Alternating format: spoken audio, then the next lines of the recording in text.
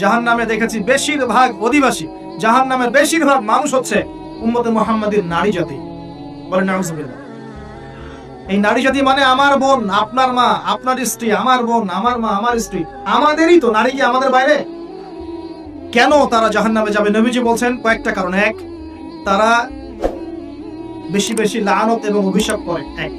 দুই, তারা এমন কিছু কাপড় পরে শেষ জামানায় বাইরে ঘুরবে যে কাপড়গুলো পরেও তারা নগ্ন থাকবে, অর্থাৎ বেপরদামির কারণে। তিন, তারা বুক পিঠ চাপড়ায়, প্রলাপ বিলাপ করে, এটা একটা কারণ।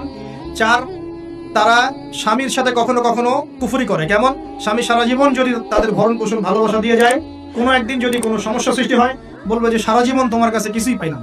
এই সবকিছুর ঊর্ধ্বে একটা কারণ আছে, এই সবকিছুর ঊর্ধ্বে একটা কারণ আছে, সেটা হলো, শোনেন, তাদের উদ্ধত মস্তকটা আল্লাহ পাকের বিধানের সামনে সহজে অবনত হতে পারে না, চায় না।